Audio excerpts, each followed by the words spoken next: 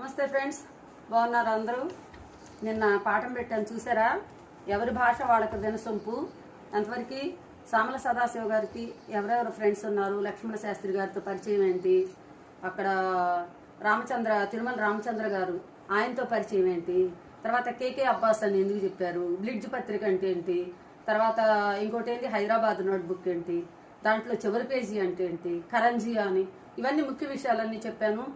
రామచంద్ర గారి గురించి ఆయన ఏం చేస్తారు, ఎన్ని భాషల్లో పండితుడు చెప్పాను, సదాశివ గారు ఎన్ని భాషల్లో పండితుడు అని చెప్పాను, తర్వాత లక్ష్మణ శాస్త్రి గారు ఎన్ని భాషల్లో పండితుడు చెప్పాను. అయితే వీళ్ళందరి గురించి ఎందుకు చెప్పాల్సి వచ్చింది కవి రచయిత అని అంటే, వాళ్ళు ఇంత గొప్ప వాళ్ళైనా సరే మామూలు భాషలో మాట్లాడారు. మామూలు భాషే వాళ్ళకి పసందైన భాష, ఇష్టము అనే విషయాన్ని తెలియజేయటం కోసమని ఈ పారాగ్రాఫ్ లో ఇవ్వటం జరిగింది. ఈరోజు లక్ష్మణ శాస్త్రి గారు రాసిన సంస్కృత భాషలో అనువాదం చేశారు కదా తెలుగు, ఏంటది బిల్హణ చరిత్ర, విక్రమాంక దేవ చరిత్రని తెలుగులోకి అనువాదం చేసి తర్వాత కర్ణసుందరి నాటకాన్ని రాశారని, తర్వాత చిలకమర్తి లక్ష్మీ నరసింహం పంతులు గారని ఆయన అది నిన్ను చెప్పడం మర్చిపోయా. భరత ఖండంబు చక్కని పాడియావు, భారతీయులు లేగదూడలై ఏడ్చుచుండ మూతులు బిగయగట్టి పిండుచున్నారు గొల్లవారని తెల్లవారు అని ఒక పద్యం రాశారు. అదే సరి గుర్తులేదని చెప్పాను కదా, అది అలాంటి గొప్ప వ్యక్తి కూడా ఈయన మెచ్చుకున్నాడని అనుకున్నాం. ఇక పాఠంలోకి వెళ్ళిపోతే అక్కడ నుంచి ఏం జరిగింది అనేది కూడా కొంచెం మళ్ళీ ఈ రోజు కూడా వివరంగా చెప్పుకోవాల్సి వస్తుంది. ఒకసారి మీరు టెక్స్ట్ బుక్ తీస్తే ఆ పాఠంలో నేను కొంచెం వివరంగా చెప్తా.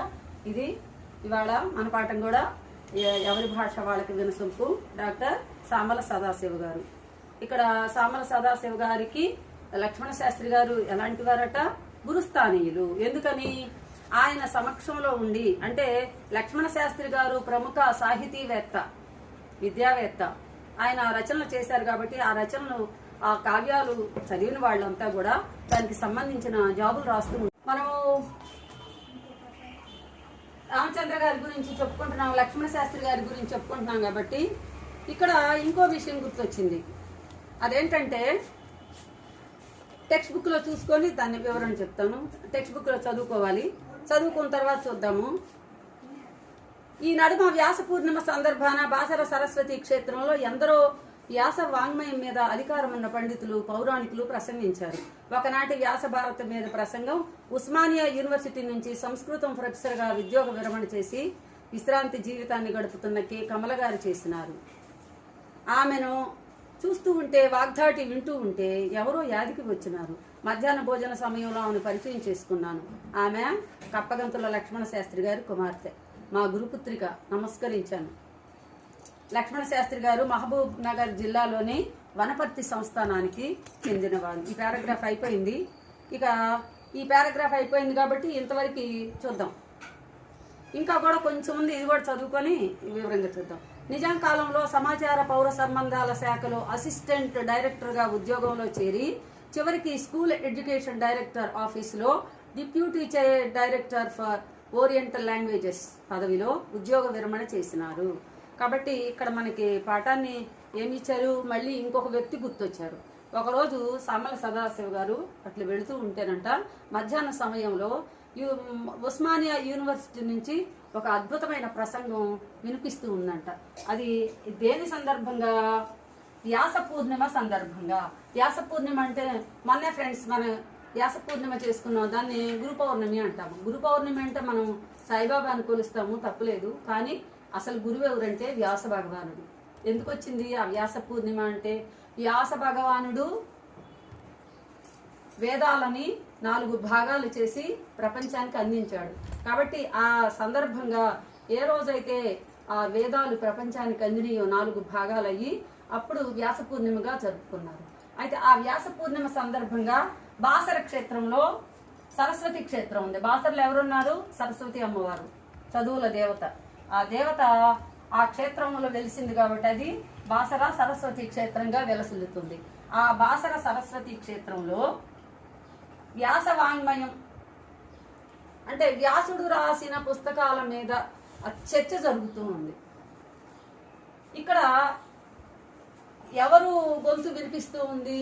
ఇప్పుడు ఆయన ముందు ఎక్కడ చెప్పారు, ఉస్మానియా యూనివర్సిటీలో ప్రొఫెసర్గా చేసి రిటైర్ అయినటువంటి ఒక స్త్రీ గొంతు వినపడుతుంది. ఎవరు ఆ వాగ్దాటి వింటూ ఉంటే, ఆ ప్రసంగం వింటూ ఉంటే ఏదో గుర్తొచ్చింది. చెప్పాను కదా, ఆయనకి గుర్తు రావటమే. ఈ పాఠమే యాది నుంచి తీసుకున్నారు. యాది అంటే గుర్తు లేదా జ్ఞాపకం అని చెప్పాను. ఈ గుర్తు ఏం గుర్తు వచ్చింది? ఇది ఎవరి గొంతు లాగా ఉందే అని తీరా చూస్తే ఆ కమల గారు ఎవరంట, తన గురుస్థానీయులుగా భావిస్తున్నారే లక్ష్మణ శాస్త్రి గారు, ఆ గురు పుత్రిక.